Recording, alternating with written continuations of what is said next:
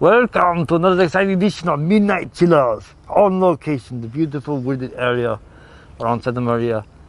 Look how beautiful it is out in nature, surrounded by snakes and gophers and raccoons and armadillos and other things that can jump out and bite me at any moment while I'm walking around here. Tonight is our special Christmas episode. We're filming it on Christmas Eve, the day before Christmas. If you watch Friends, you'd understand that joke. But the movie we're playing is great. It's called Silent Night, Bloody Night. It is a classic Christmas movie. It's about a killer going back home after escaping from prison. Okay, I got to breathe. This mask is getting to me. Okay, I'm back.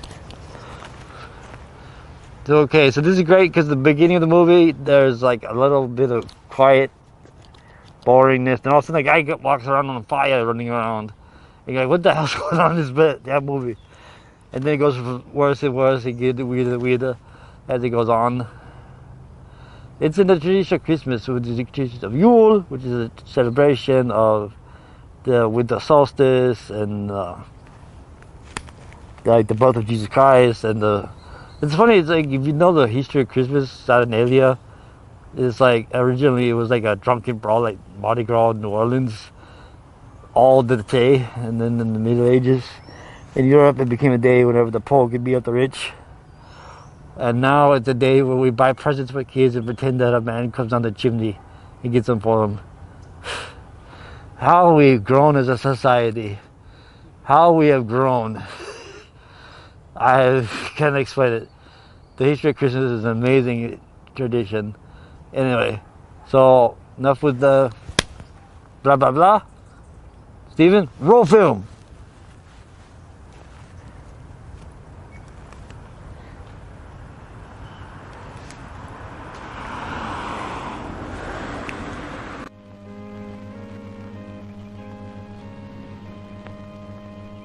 One last time, I have to see this ground.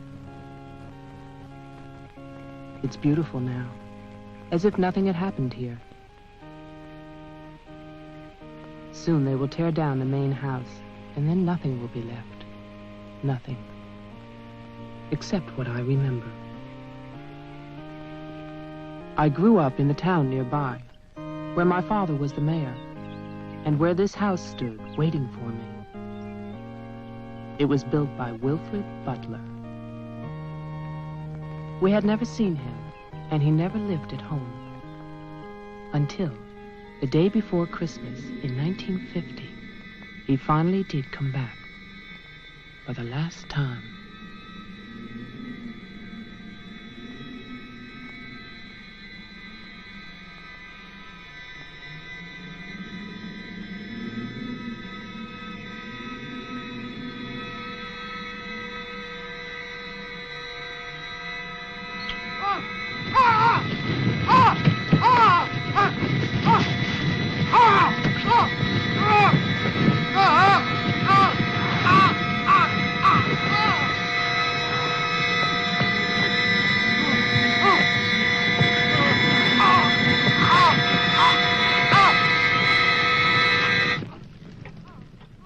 All of us believed that his death was an accident.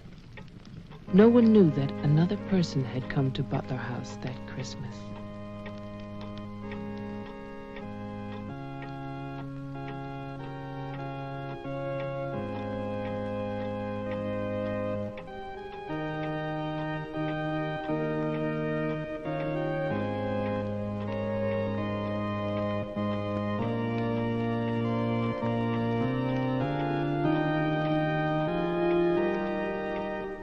As Deputy Coroner of the County of Arlington, State of Massachusetts, I hereby find, upon evidence of an autopsy conducted by the medical examiner of this county, that the deceased, Wilfred Butler, died as a result of burns inflicted accidentally upon himself on his own premises during the afternoon of December 24th, 1950.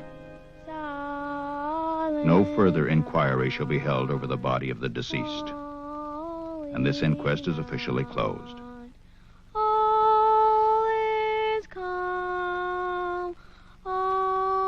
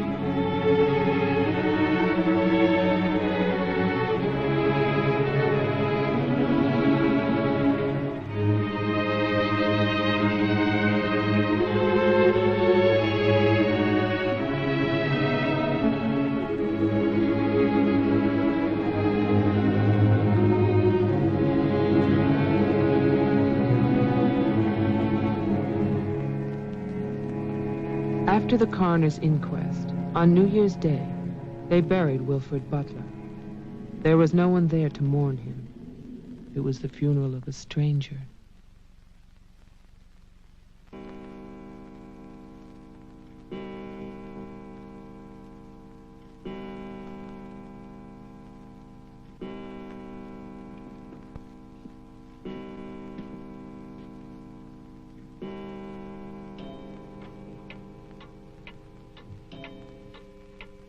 I, Wilfred Butler, being of sound mind and body,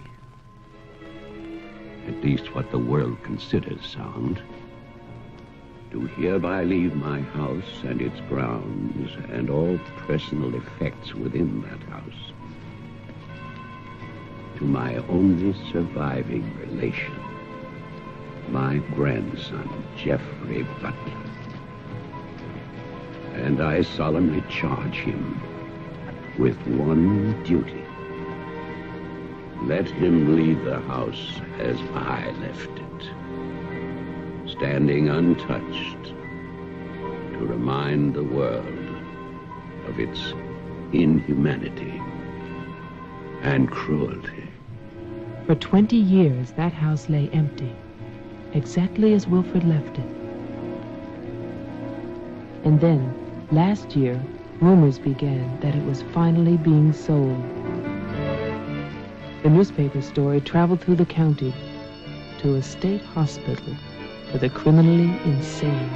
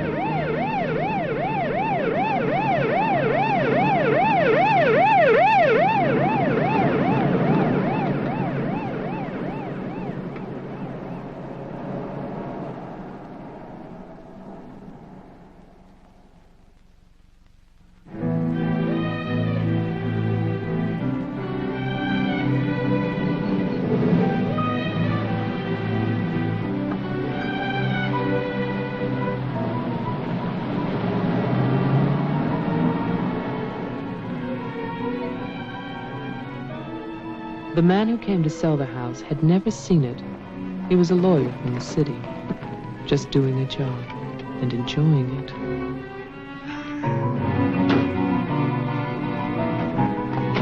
Stop and look serious, please.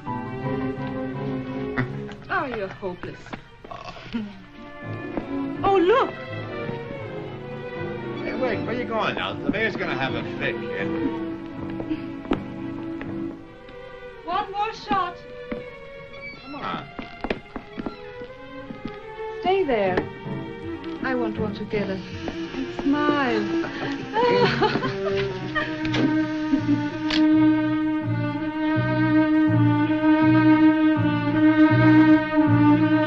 For all the news as it happens, stay tuned to WLIX, your voice of the Northeast. This is Roger Fowler with local stories. First, today's headlines. A warehouse fire still rages in Elizabeth. Police suspect arson. That escaped inmate at Margaretville State Hospital still at large, still hunted by state police. And over in Roxbury, the city passes a controversial housing code.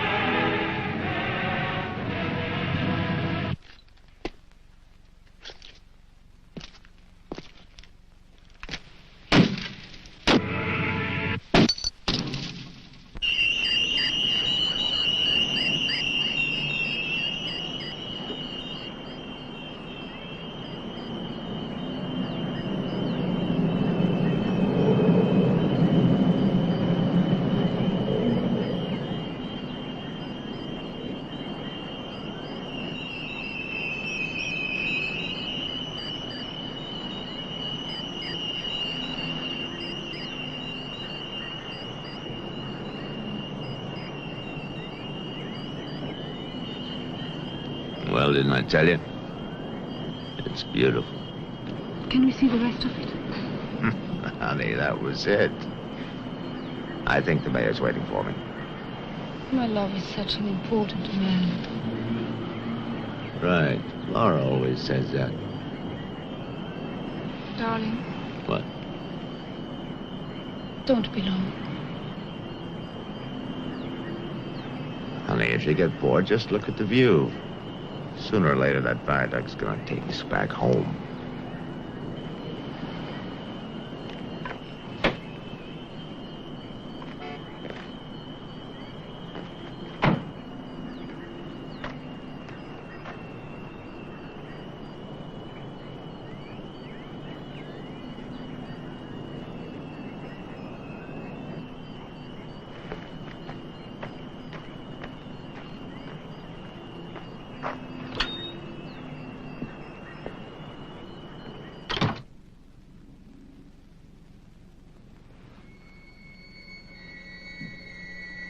Mr. Carter. Mr. Mayor.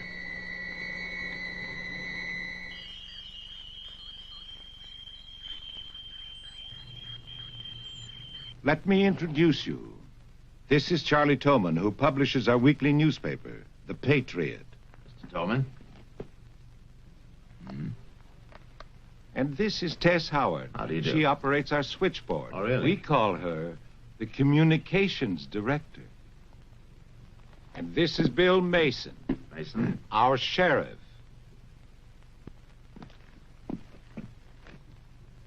Won't you sit there, Mr. Carter, at the head of the table? Thank you. I didn't expect to meet you all together. It's quite a reception.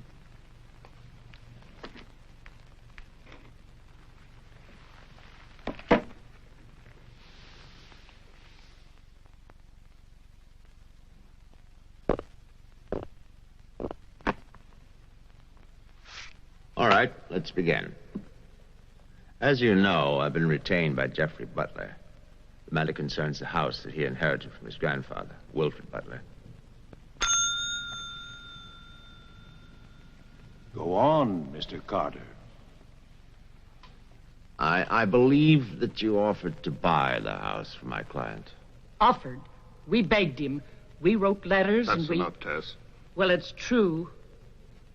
Trouble. There's always trouble. I can sympathize. I spent the last 20 years and more driving people away from there.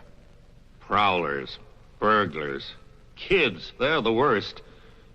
Chasing for nothing because of that will. That drivel about humanity. No. Inhumanity. What the hell is that, huh?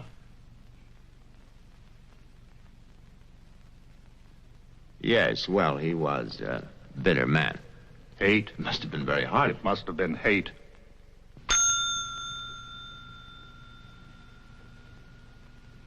That man hated. Well, some people are like that.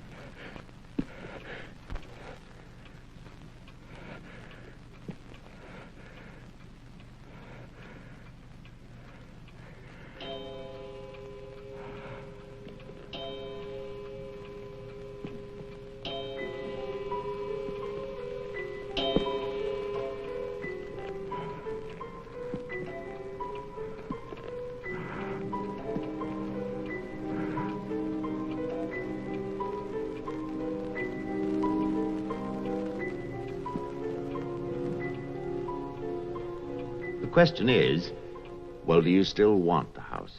Are you offering it to us, Mr. Carter? Exactly. Why now? Well, that's Mr. Butler's business, isn't it? You know we're not rich. Most of us came here during the Depression. But we love this town. It's our home. And naturally, you want to improve it. Exactly. My client understands that, and he fully sympathizes, and he's willing to sacrifice the house for $50,000 in cash by noon tomorrow.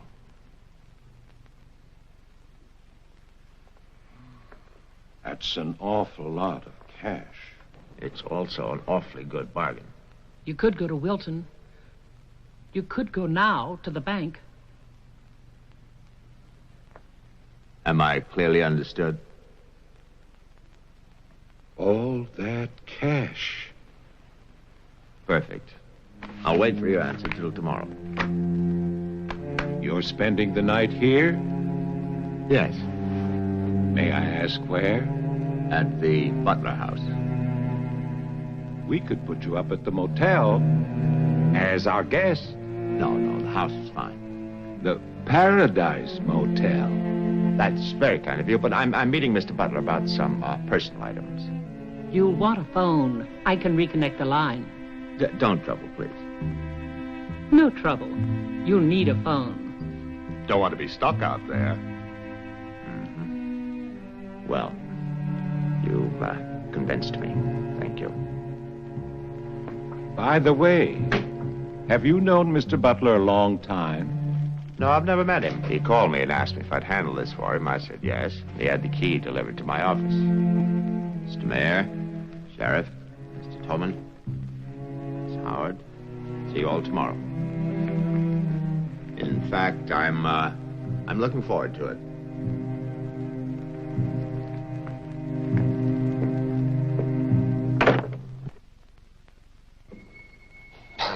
Slick, really slick. He's a big lawyer, Bill. You've got to expect that. Don't tell me about lawyers. Oh, you see the way he looked at us? You see his clothes? He's doing his job. Just don't tell me about lawyers. You know what I'd like to see? Two of them like that one talking to each other. Neither one of them would know what to believe. I love you, too. Honey, when I get home, I'm going to have a nice surprise for you. No, I can't tell you what it is now. It wouldn't be a surprise, now would it? No, I can't come home now, but it'll be very soon. Very soon. Honey, of course I miss you. Yes, I miss Mommy, too. Laura, how are you, kid?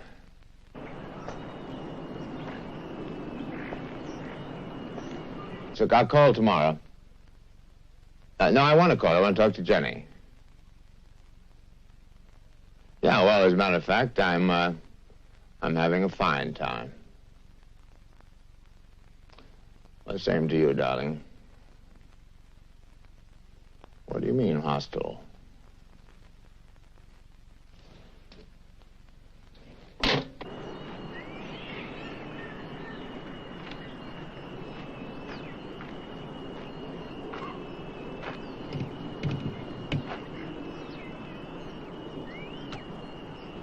I was wondering, if we get it, what then?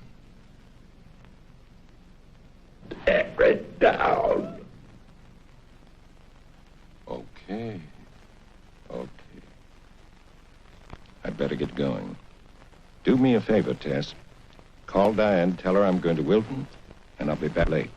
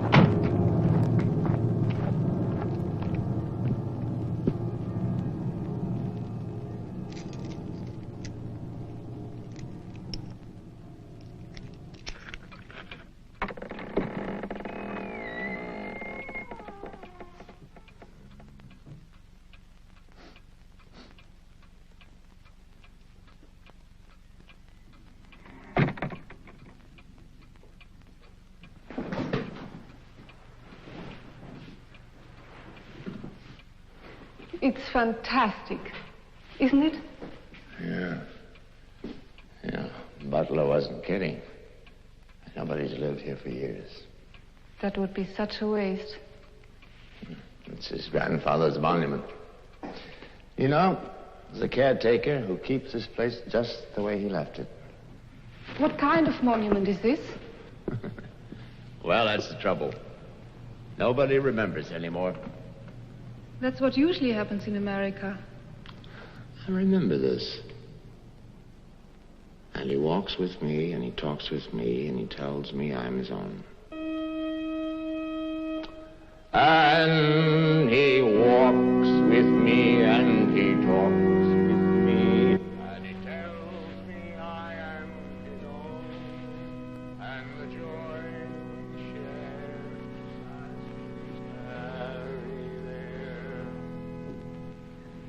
is You're not serious. I used to hear that at funerals. At funerals? Yes. When I was a kid in Chipley, Georgia. There was also a Chipley, Florida. But they have both been subsequently eradicated from the map. None other has ever known.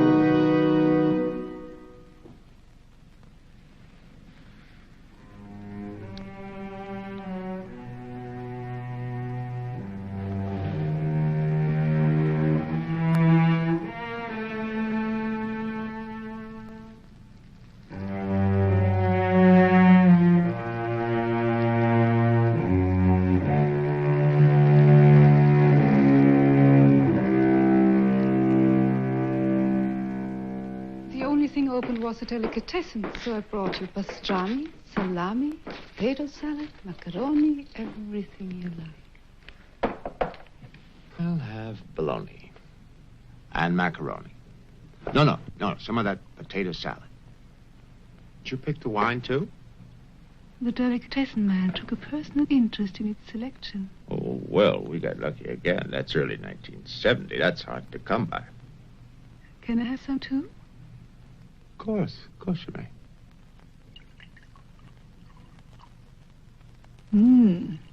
Thank you.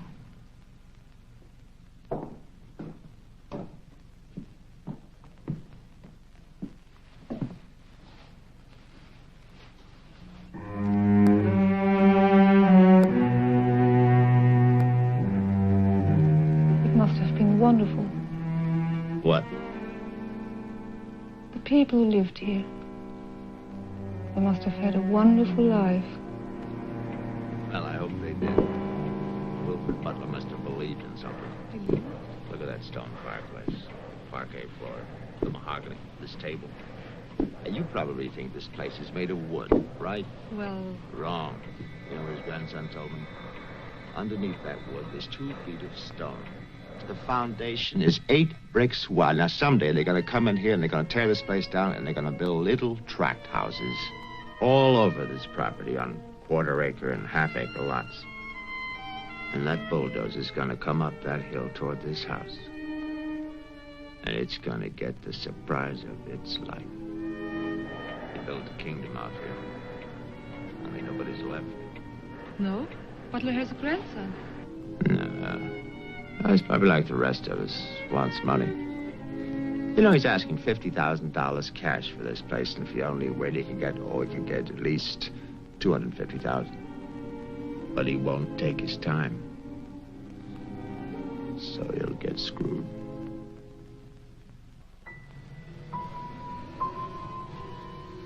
Do you want to go upstairs now? Soon. You know, one of the great pleasures in life is the pleasure of anticipating pleasure. Isn't it?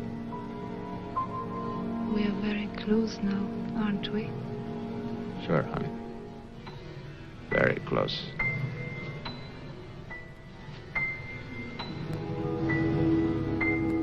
I don't see any beds yet. Well, keep looking, honey. Butler said the place was furnished.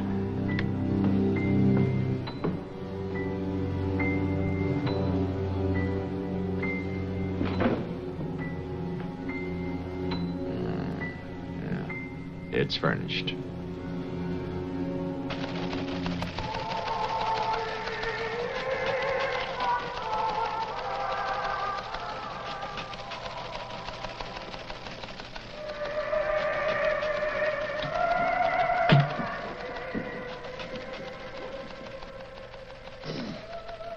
Anything doing? No, sir. But look at this. More football, huh? Look how they smeared that quarterback. Look at his arm. Got no time now. Otes. How about that telephone up at the Butler house? Is it working? Well, try it now. I'll wait.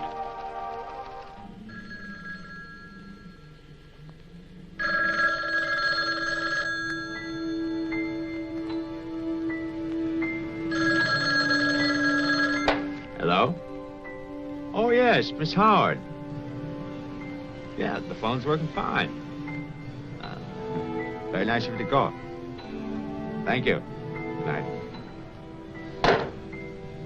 Honey, I'm going down to the car to get some cigarettes. Be back in a minute. Okay. Don't get lonely. No, no.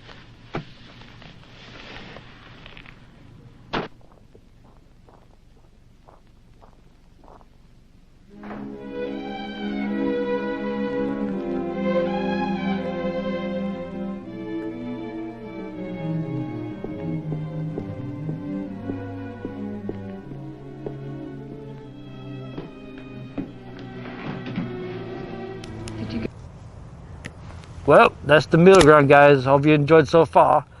Saturday Night Bloody Night is one of those mysterious movies that came out during the Grindhouse 70s exploitation horror thing. It's basically like one of the early day slashers, or what we would call the modern slashers, which started with Halloween in 1978. Yeah, I mean, well, a lot of Puritans will say it was Black Christmas in 74. But Halloween is the one that made slasher movies mainstream. That led to Friday the 13th and like Alone in the Dark and Eaten Alive and all these other stuff. So the slasher movie genre has a lot to thank for Halloween. Because this is the one that brought it to the mainstream. Made everybody go, yes, this is cool now. And then all of a sudden you start getting all these copycats where basically the same thing over and over again, just a different holiday or a different event. Like a birthday, graduation, high school reunion. All these different things, and there'd be people stuck there, and then there'd be a mysterious killer in a weird costume running around killing everybody. So basically the whole slasher genre pretty much became what it is today because of Halloween and Friday the 13th and Alone in the Dark.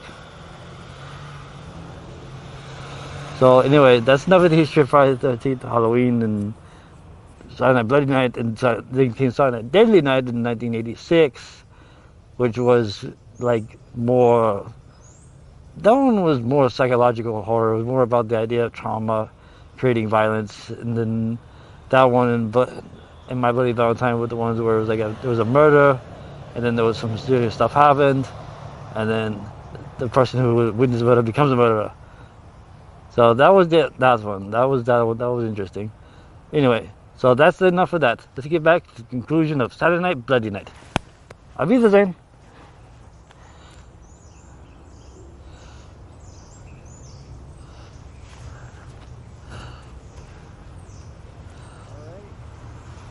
Get your cigarettes? Yes, I did. May I have one? Sure. No, it's the most amazing things. These cigarettes come in these very small packages these days. Oh, that's for me? Mm-hmm. Can I open it? Oh, no. Our Christmas is day after tomorrow. Is that an order? Yes, ma'am, that's an order.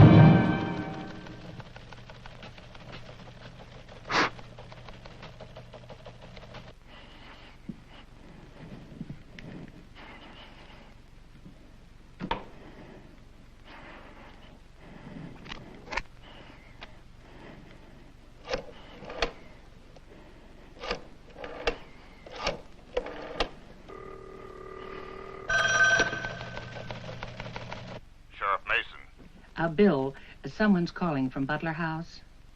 Okay, put him on. Go ahead now. Mr. Carter? I'm not Carter. Who is this? The owner. Butler. I'm worried, Sheriff. Carter's not here. Speak up, I can't hear you. I can't. I'm sick. Can you come here? What is it? What's wrong? His car's here, but he's gone. Won't you come? Okay. Now you stay put in that house. I'll wait for you. Please, hurry. I'm afraid. Now take it easy. I'm coming.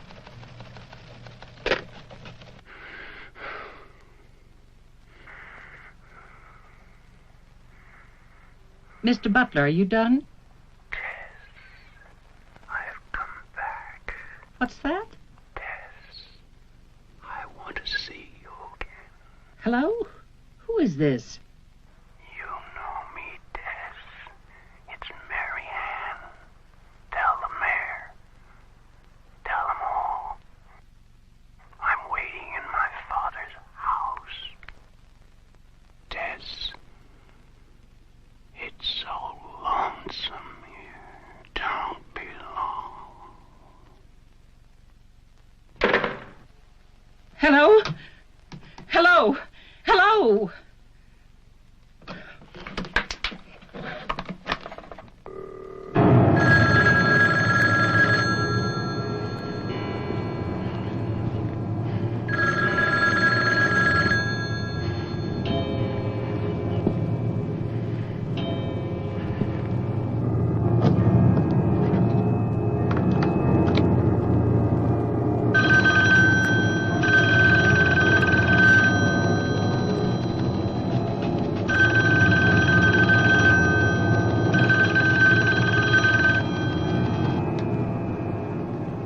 Oh my God, where is everybody?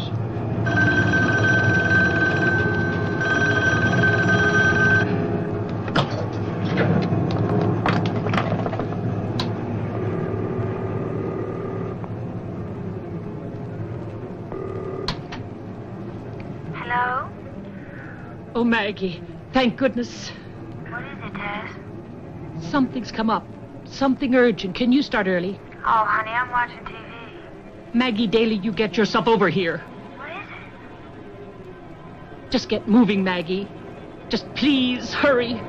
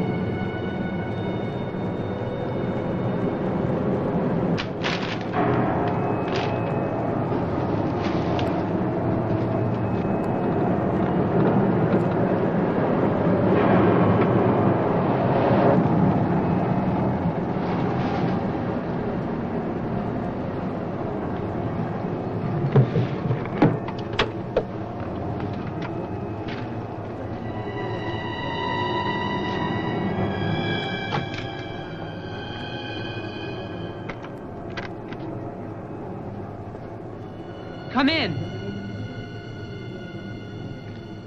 It's open. Okay, mister, that's far enough. What do you want here? Mayor, Try again. My father's not home. And don't move. you want me to put my hands up? No. Just stay there. What are you staring at? I seem to remember you from the road. That's why I'm holding a gun. You scare me. That makes sense. Thanks. Does everybody carry one here? You can ask the sheriff when he gets here. I'll call him. I'm sorry to disappoint you, but the sheriff's office is empty. How do you know? I was just there. Who are you? Jeffrey Butler. Oh, you're the one who's selling the house. Yes. Have you any ID? Come on. Don't laugh at me. I want your ID. Some maniac escaped from Margaretville.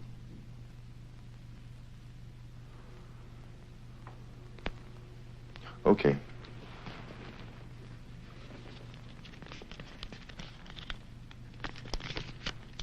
Put it on the table.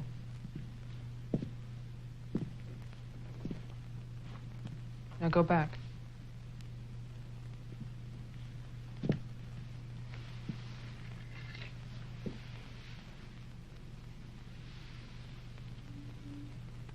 California license.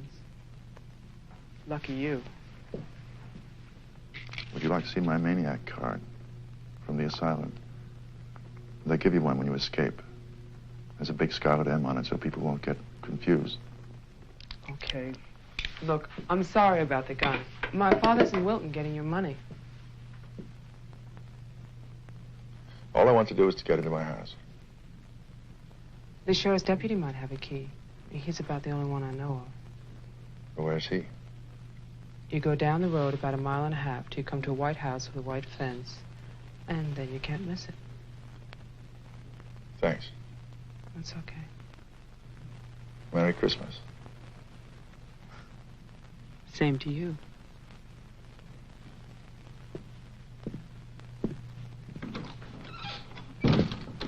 If I don't call back in an hour... What? Call the mayor or Mr. Tone and nobody else. Promise me you'll do that. Well, sure. Mark it down, honey, so you'll have it. Sheriff to 301. I'm heading west on Route 5 to Butler House. You'll hear from me.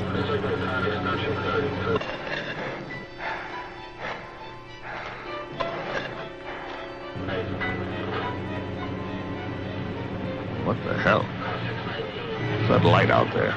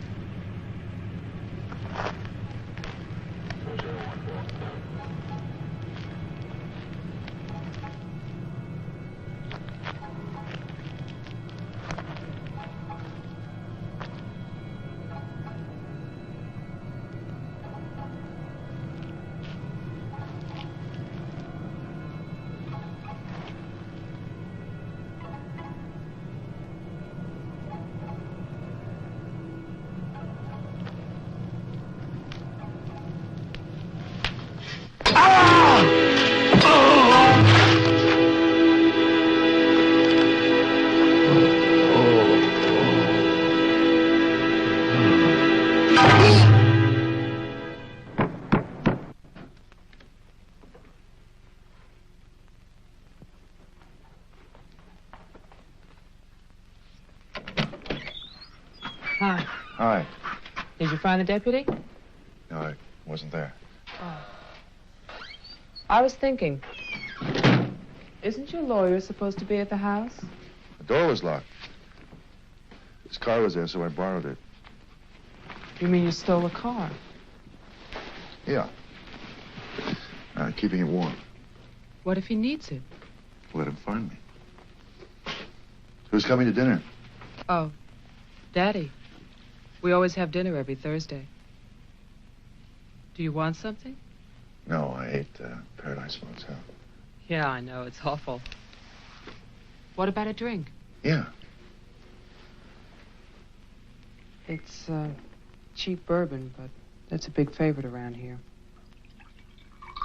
Do you want ice? No, straight. You look tired. I am tired. Well, here's to a fast dollar. Cheers.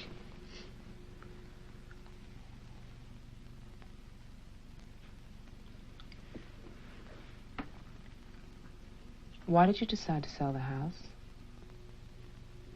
Needed the cash. After all these years? I need it now. Huh. What's it like on the inside? You know, I've never seen the inside. When I was a child, my father told me to stay away from it, or something terrible might happen. Sort of like a haunted house. I haven't seen it either. You're going to sell it? You've never seen it? Yeah. I don't know. It's too bad. It's about the only place to see around here. Oh, I forgot. Someone keeps calling with a message for my father. She says that she's waiting at your house. In the reception room. What woman is waiting in my house in the reception room? Oh, I don't know. It's not a voice that I know. I better go out there. Can I come too? What for? I'm pushy. I suppose you'll be going back to California soon. California? You said you lived there, remember? No, I'll be traveling. Jeff, look. It's the sheriff's car.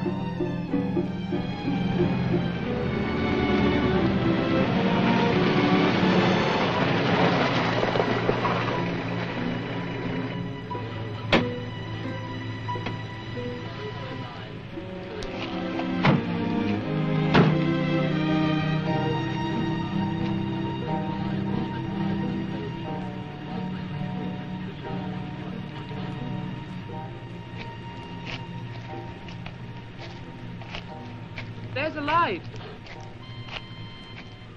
Look at that tombstone. Pretty cheerful. Who bears the cross shall wear the crown. Wilfred Butler. My grandfather. Oh.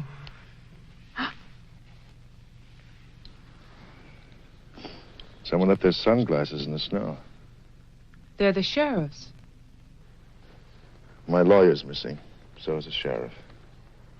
You get strange phone calls. And now someone's fascinated by my grandfather's grave. Let's get out of here.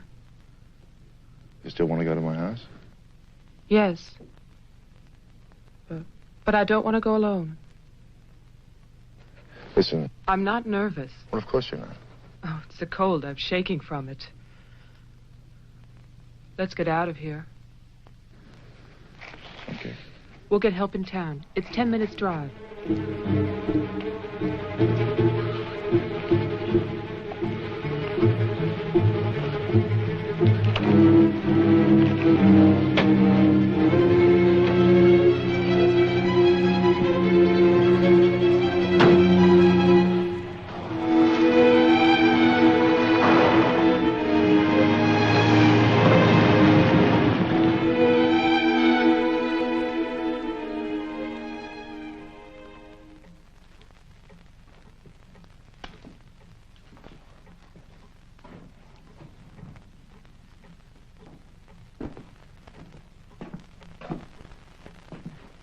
Night, Mr. Tolman. Have a nice holiday.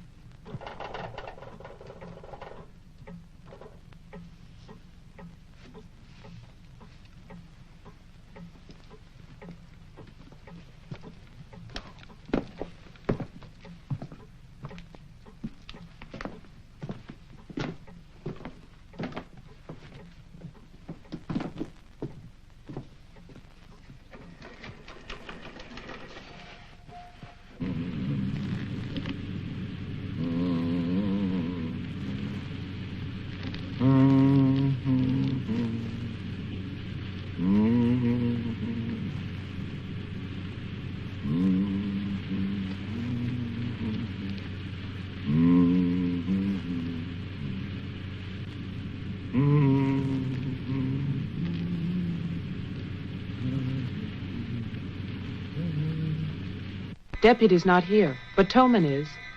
Who's Toman? Come on, you'll see.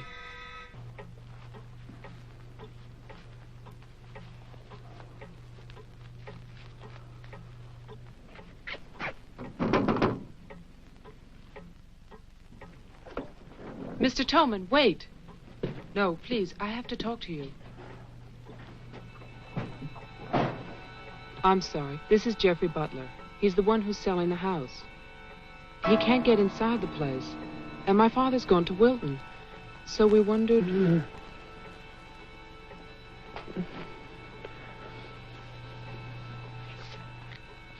Anything wrong? He'll tell us.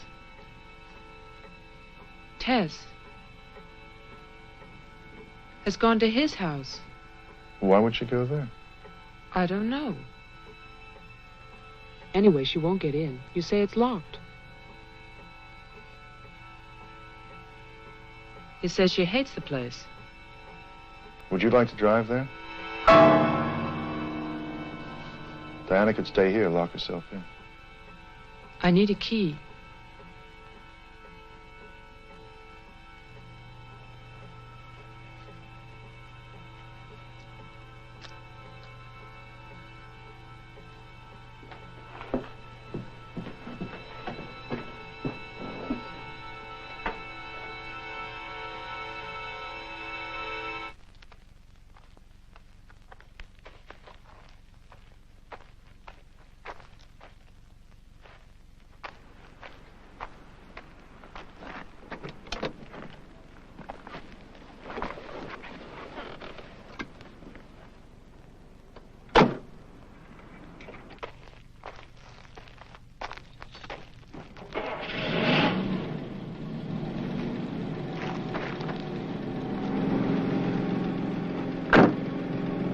Oh, man, this isn't my house. It's Tess's.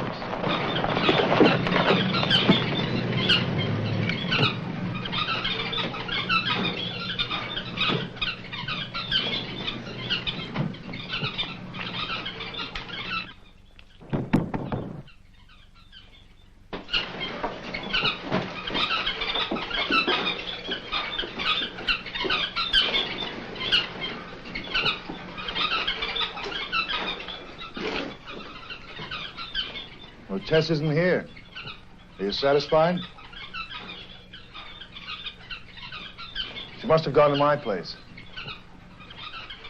Well, why wouldn't she go there? She hates it. Maybe she went to see the woman who's there. Someone called the mayor's house before. Said she'd be waiting.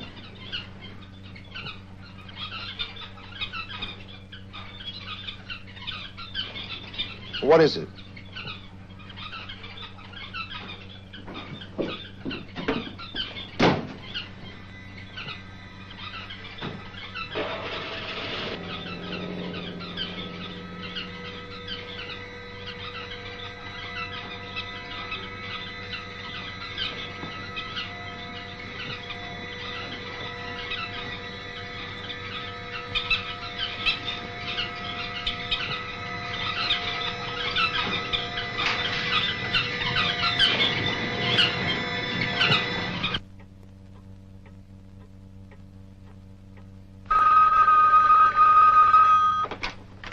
Hello, Jeff?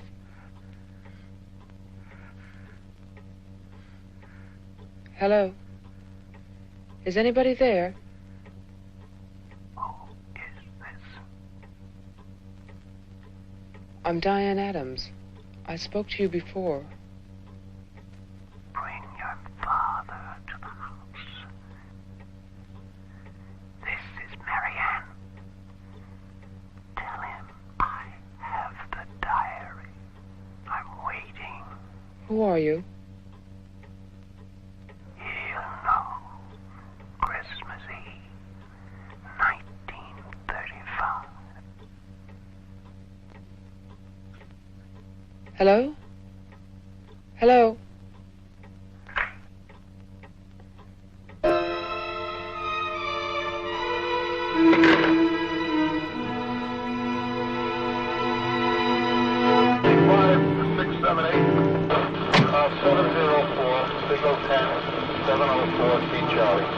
704, signal 10, 704, Steve Charlie.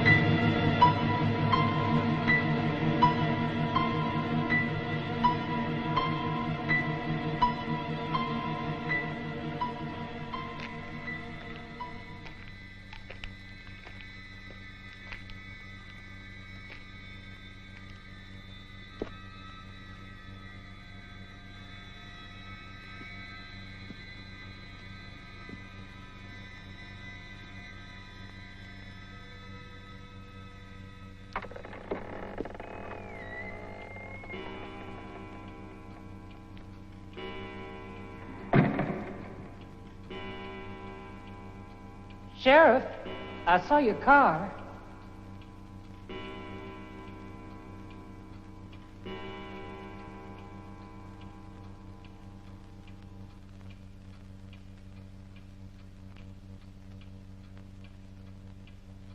Bill?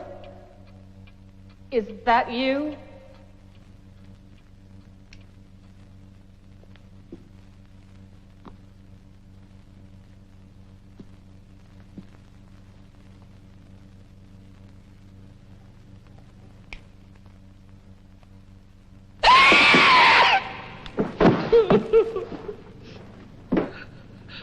Tess, you can't see me, but I can see you. Oh, yes, I remember that face. You're older now. And fat. But still, Tess. And you're frightened, aren't you? Don't be afraid. I want to help you. Take my hand. Take it, Tess.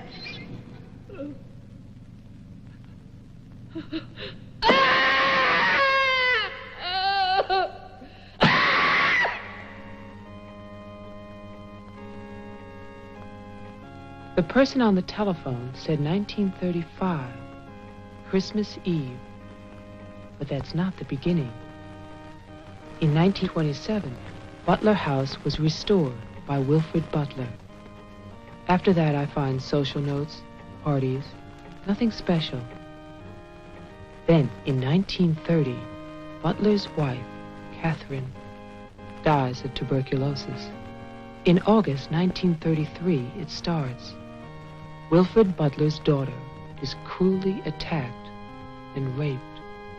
Her name is Mary Ann, the same name as the caller who left those messages tonight. She's 15 then. On May 2nd, 1934, Mary Ann Butler gives birth to a son, Jeffrey Butler. Jeff. Early in 1935, Butler House is turned over to a Dr. Robinson as an asylum for mental patients. And then Butler goes on to say that he has committed his own daughter. Mary Ann will live at the asylum. There's no end to this story. It's been carefully cut out of all the papers.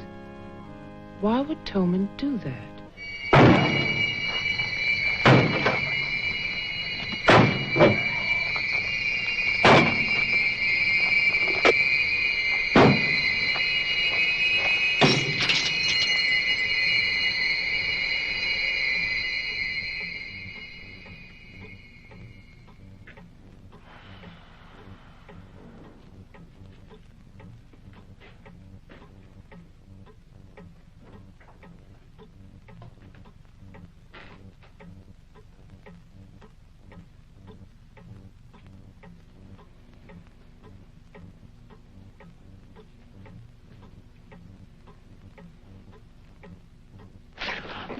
scared me. What happened? What happened is, Tess has 40 bird cages. Toman is hysterical. Everybody's at my house but me. It's cold outside and you forgot to lock the door. Joe, how old are you? How old am I? You mean, how many years have I lived? No. There's a lot in the paper about your family. I don't want to talk about my family. Wait a minute. There's a woman calling, and she says her name is Mary Ann. That was your mother's name, wasn't it? My mother died in childbirth. That's when I started traveling. It's not what the papers say. What's your point? I just thought that you should read something for your own good. Nothing you could tell me about my past or future would be for my own good.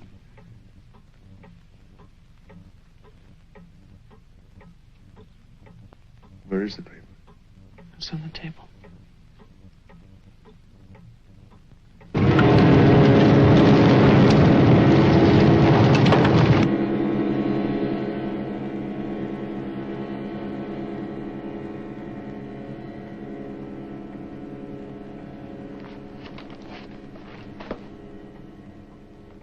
It's so stupid to lie. I missed the whole event. Jeff, maybe your mother's still alive. Maybe she's waiting for you at the house. I don't know.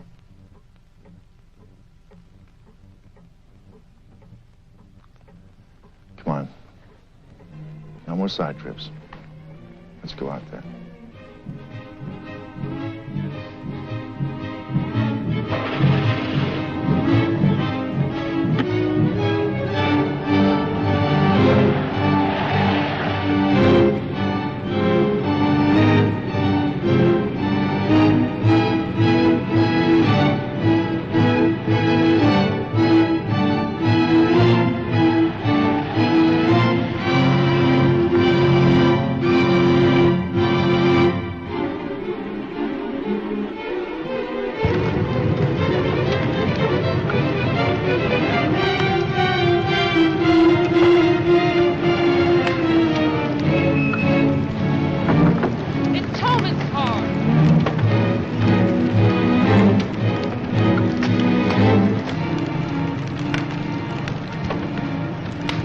It's empty.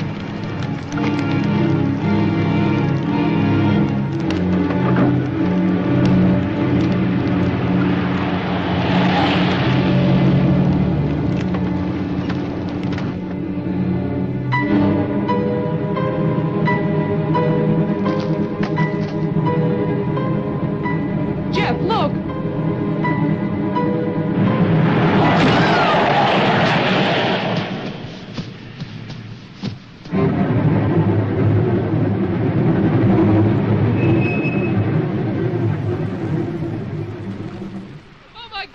Stay back! It's Toman!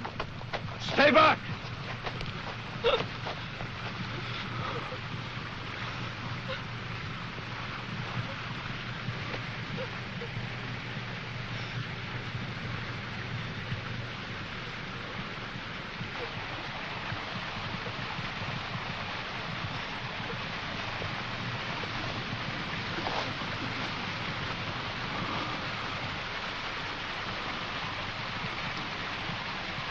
He's dead.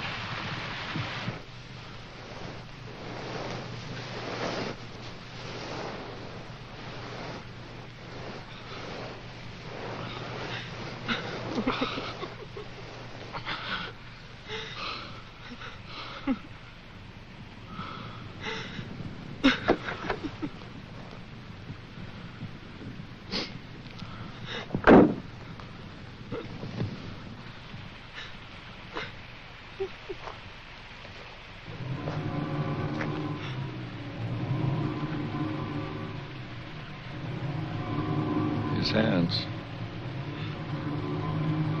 Somebody cut off his hands.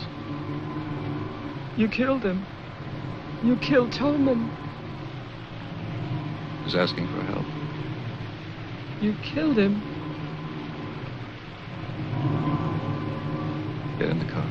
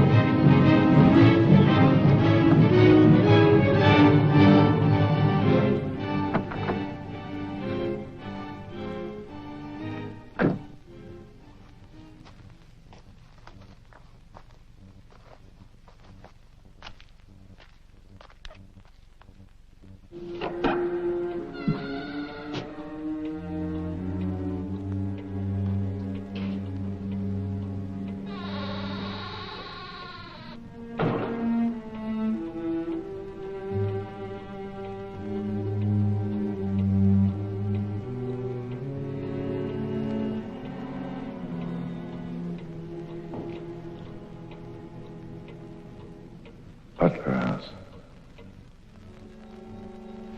The keys. He took them.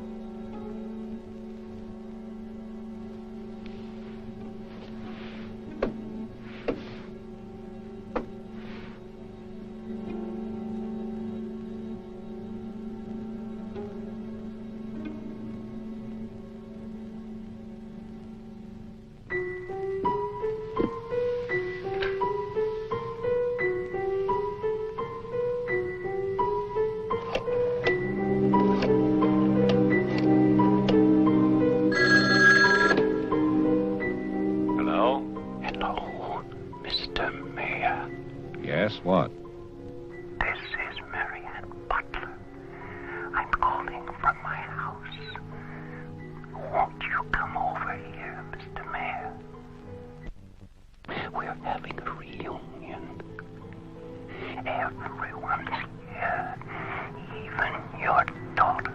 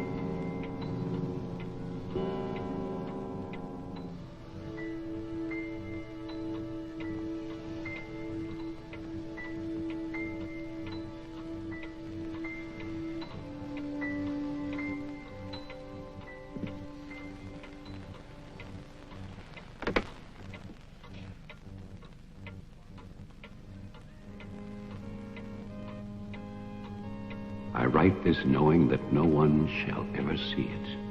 Not my beloved daughter, or even my grandson, Jeffrey. I write for myself in the hope of forgiveness, if that is still possible. And I write for you, Marianne, whose youth and innocence I have destroyed. By 1935, the doctors had treated my daughter for a year. I had believed they could cure her. The child, Jeffrey, was taken from us and sent to California. I turned my house into an asylum. I brought doctors to live there. I welcomed other patients. Useless. All of it.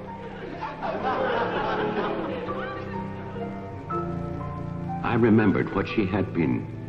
There was never a lovelier, happier child.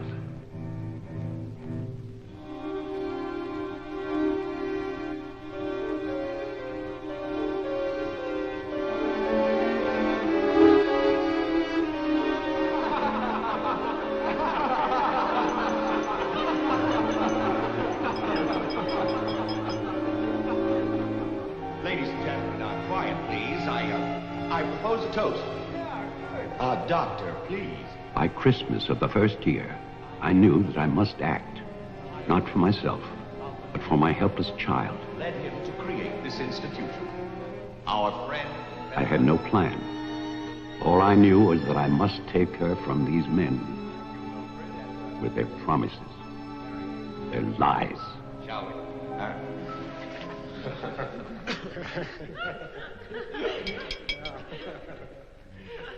For he's a jolly good fellow, for he's a jolly good fellow, for he's a jolly good fellow, which nobody can deny, which nobody can deny, which nobody can deny, for he's a jolly good fellow, which nobody can deny. I knew that they would gorge themselves into a stupor that afternoon. It was their celebration. I expected no less. Since they had come into my house, they had acted as if they owned it. They had behaved like poor relations, half guilty, but finally unable to control their appetites.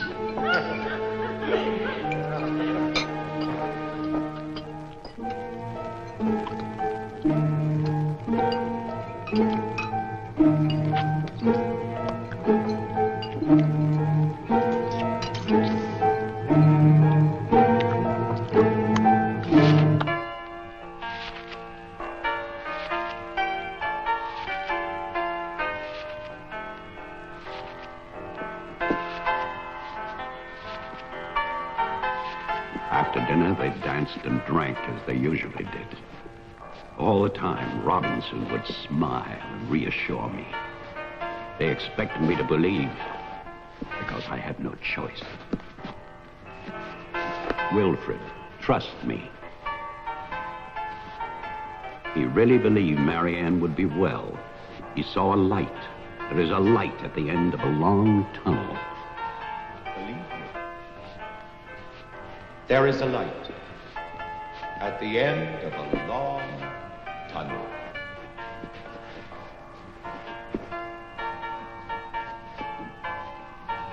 Stay here, Doctor. I'll get more champagne. He was ready. I knew it. Drunk and fat and full of his own importance. I left then.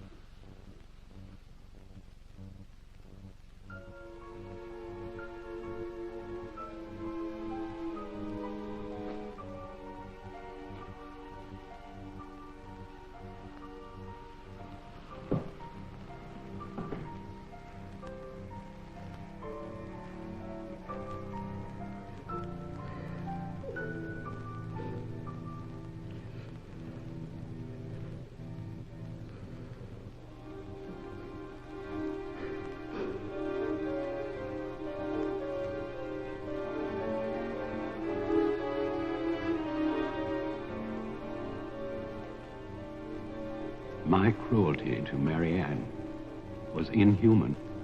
I know that. I had loved her. I had fathered our child, Jeffrey. I had brought her to this. But I swear that on that afternoon, all I wanted was to save my child.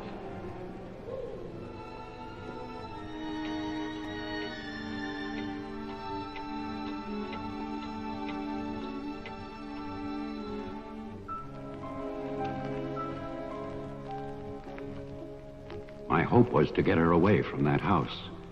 But also, I wanted to set free those other wretches who had so long been abused by the doctors.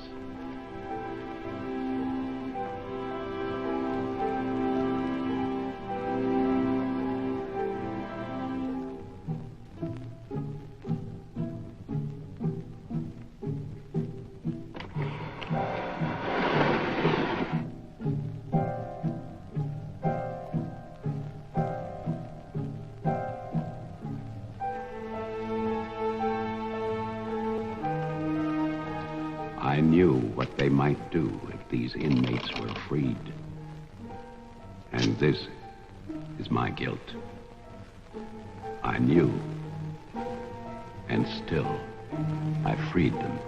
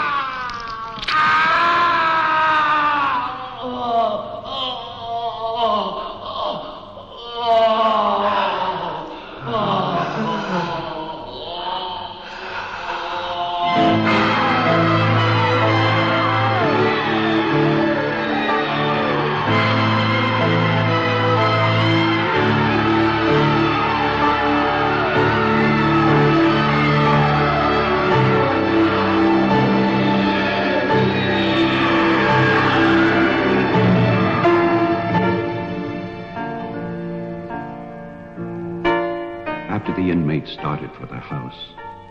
I went to get our car to take Marianne away.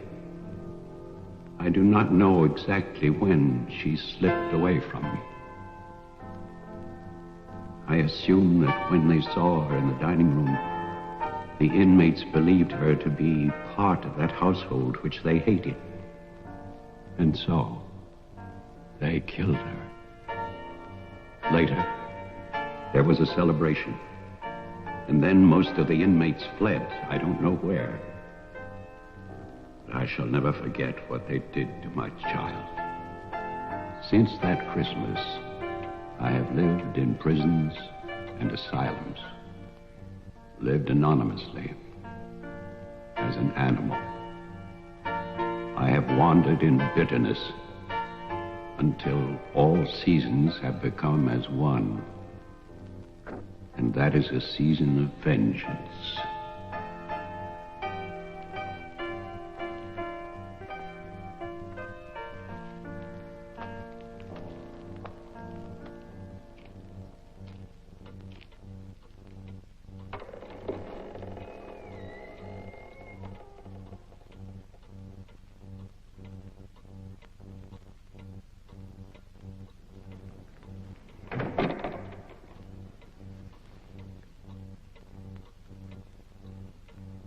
Jeff.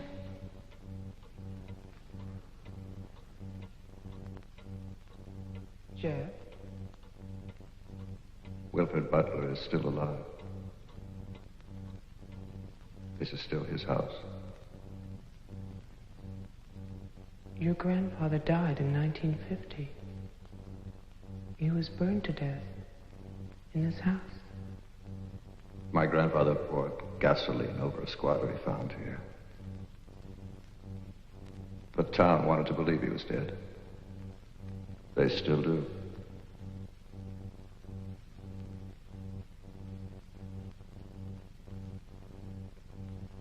This house was an asylum.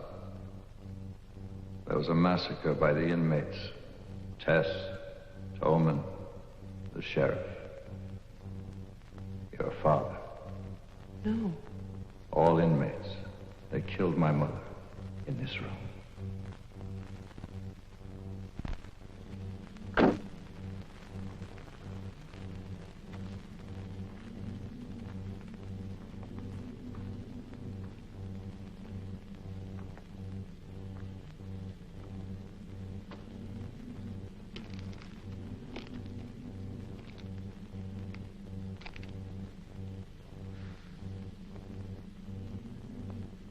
Who's that? Who's there?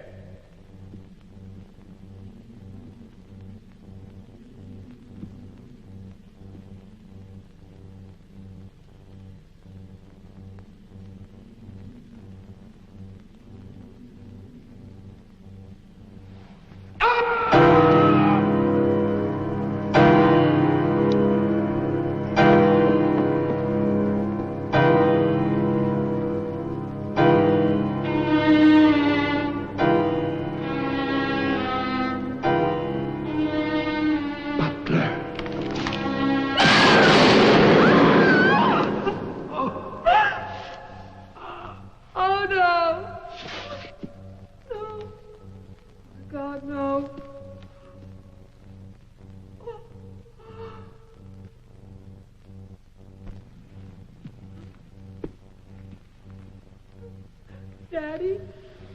Daddy?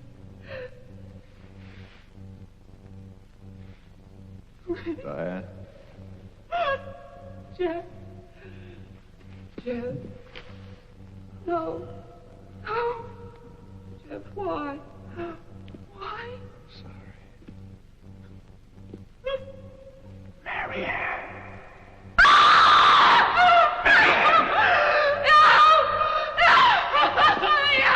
Don't run away. Don't. I'm your father. Don't be afraid. I won't hurt you. Please. It's all right. I won't hurt you. I need you. I will see you. I waited for you.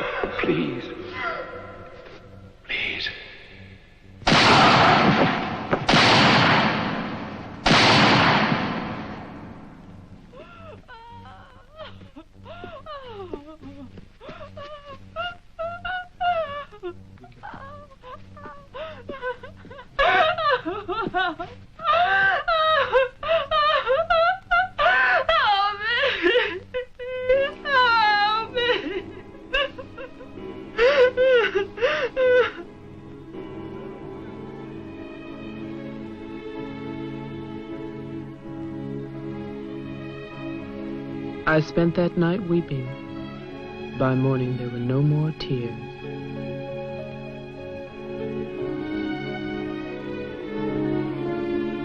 I know that my father and Jeffrey both thought they were shooting at killers, but they were simply the last victims in that house of victims.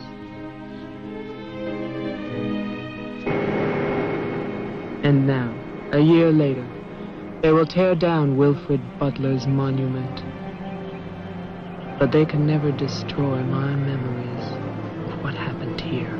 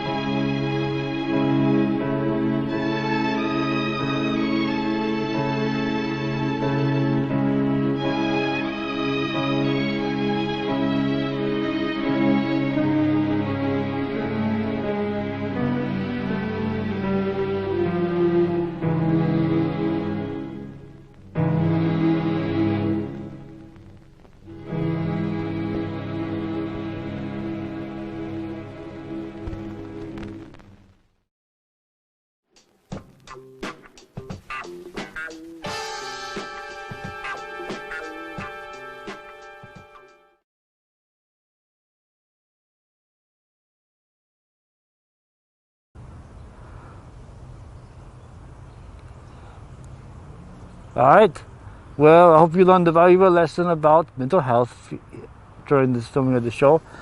I want to talk about something else as we close out.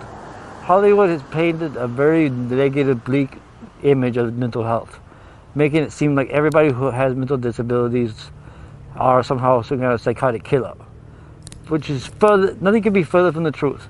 Most people I know who have mental disabilities are just people that are trying to live their lives and just enjoy being alive, enjoy their family and friends, and just be a good person. So this whole thing of all people who've been to mental hospitals are all crazy murderers and they escape and go on a rampage is BS. It never happened, it never will happen, it has never happened. So I hope you learned something about mental health. A little bit more about Christmas is the fact that this is the time of year whenever you should be with your family. It doesn't matter if you got a gift or not. If you got a gift, great. If you didn't, oh well. The point is, be there for your family. Enjoy each other. I'm hoping this plays on Christmas. I'm filming it on Christmas Eve right now. It's the 23rd. So if I get it edited tonight, hopefully we can get it on the air Christmas Day. Right, Steven? Steven's in charge. He's the programming guy. So it's up to him. All I gotta do is edit and give it to him, and he's gonna do it, hopefully. If it doesn't play on Christmas, if you're seeing this the day after Christmas or a week after Christmas, it doesn't matter.